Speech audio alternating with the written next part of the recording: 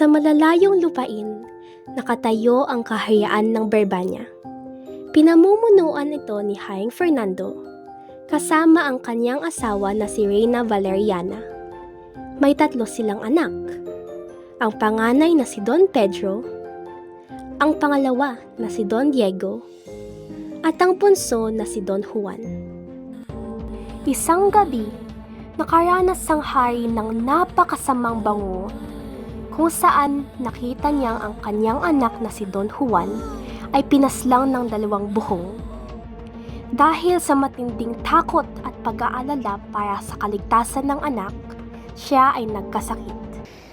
Mga halamang gamot aking sinuri, nungit ang sakit ay di mawari. Sa bundok Tabor may ibong taglay, sa kanyang awit panggaling ay tunay. Ako ang panganay, lakas ko ay subok na. Ang ibong hinahanap, kayang-kaya ko na. Para sa ama, aking hanapin, kahit anong dilim ay aking tatawirin. Ngunit tulad ng nangyari kay Don Pedro, bumagsak ang ipot ng ibon kay Don Diego at siya'y naging paturin. Nang mabalitaan ang nangyari sa mga kapatid, ipinadala ng hari si Don Juan upang iligtas sila at hulihin ang ibong Adarna. Ako'y mag-iingat sa bawat takbang upang sa kapanghamakay hindi matangay ng kapalaran. Sa kanyang paglalakbay, nakita ni Don Juan ang isang ermitanyo na mukhang nagugutom. Mabuti ang puso mong walang maiimbot. Sundin mo ako na tagumpay ay maabot. Sa tulong ng ermitanyo, nagpatuloy si Don Juan at sa wakas ay natagpuan ang ibong Adarna. Nahuli ni Don Juan ng ibong Adarna at nailigtas ang kanyang mga kapatid. Ngunit sa pagbabalik nila sa kaharian, may nabubuong masamang balak ang 2 prinsipe kay Don Juan. Kapag namatig na ama ng ang ibong ang kanya nahuli, pupuin siya at hindi ito maaari. Walang kalaban-laban si Don Juan. Siya ay iniwan sa gitna ng gubat, walang malay at sugatan. Sino ang kaplasan na ang natulad ito? Iniwang kulumpapay sa lugar na ito. Sa tulong muli ng ermitanyo, nakabalik si Don Juan sa kaharian. Inawit ng ibong Adarna ang katotohanan.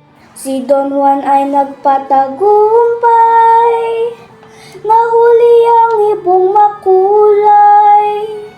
Ngunit sa kanyang pagbabalik, mga kapatid ay puno ng inggit. Siya'y pinagtaksilan sa gubat, iniwan sugatan at lupay-pay.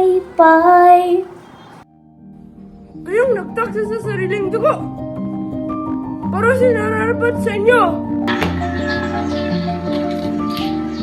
Ama, patawad ang ialay, galit na huwag nang magtagal. Ngunit muling nagbalak ng masama si Don Pedro. Madaling araw pa lang ay umalis na si Don Juan upang hindi mapagalitan ng ama. Bakit 2 lang kayo? Nasaan na si Don Juan?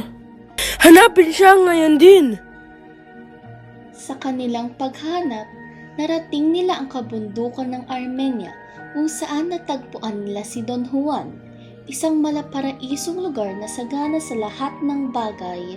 Sa kabila ng lahat, tinanggap sila ni Don Juan upang makasama sa paninirahan sa bundok. Sa kabundukan ng Armenia, natagpuan nilang isang mahiwagang balon. Sinubukan ng 2 prinsipe na sina Don Pedro at Don Diego na bumaba sa balon, ngunit dahil sa labis na takot ay hindi nila itinuloy. Kung dilim man ang nasa ilalim, ako'y bababa't hindi uurong. Matapang na bumaba si Don Juan sa kailaliman ng balon, natalo ang higante at serpiente, nailigtas sina Doña Juana at Doña Leonora. Bayani ka sa gitna ng panganib. Puso ko'y sa iyo umiibig. Sa loob ng balon ay aking naiwan. Ang mahalagang singsing sana ay matagpuan. Pawiin ang pangamba at ako ang bahala. Babalikan ko iyon ngayon na. Ngunit habang bumababa si Don Juan, lihim na pinutol ni Don Pedro ang pisi. Ano ay iyong ginawa at sumagi sa isip? Baka hama ka ng hatid. Hindi mo ba batid? Iyan ang apat sa tulad niya. Hatlan sa plano natin dalawa. Sa tulong ng lobo, madaling nakaahon si Don Juan sa balon. Habang nagpapahinga siya sa gitna ng daan pabalik sa Barbanya, biglang lumitaw ang ibong Adarna. Pinayuhan si Don Juan ng ibong Adarna na magtungo sa Reino de los Cristales upang hanapin si Maria Blanca na walang kaparis ang kagandahan.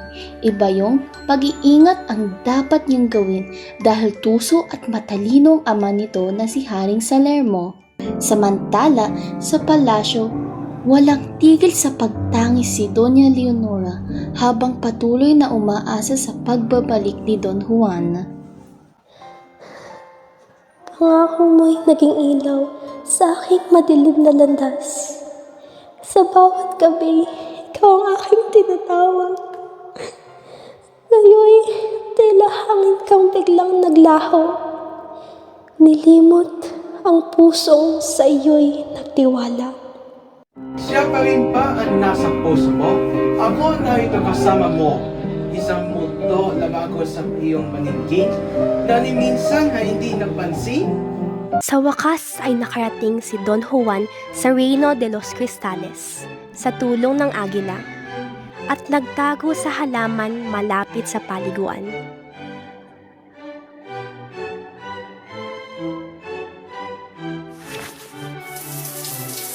Sinong lapastangan ang nangahas? Aking saplot ay biglang naglaho sa labas. Paumanhin, mahal na prinsesa, sa aking nagawa upang magalit ka. Ako'y naparito upang hanapin lang ang aking kapalaran at sinta. Ang aking amay tuso't marunong, bawat mabigoy ginagawang batong hungkag.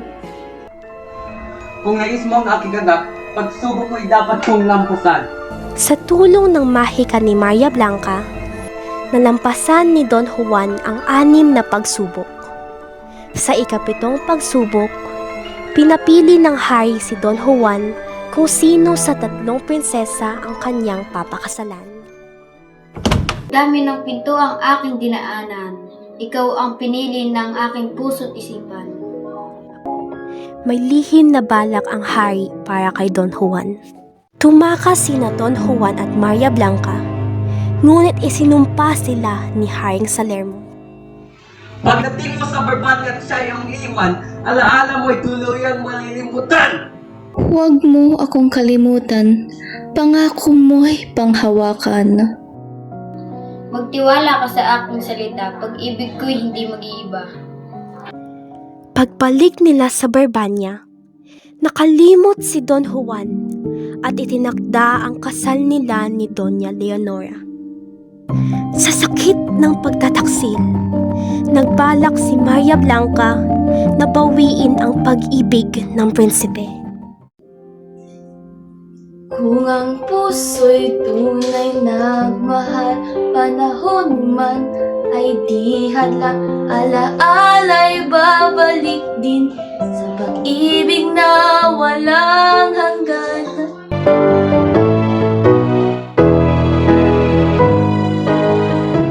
Nagbalik si Maria Blanca at Don Juan sa Reino de los Cristales at doon ay naging hari at reyna. Sa huli, nanaig ang kabutihan at wagas na pagmamahal. Ang mga pagsubok ay naging daan upang mahubog at mas maging mabuting tao. Mapaglaro man ng tadhana, ngunit pagdating sa pag-ibig, sadyang may nakalaan sa bawat isa.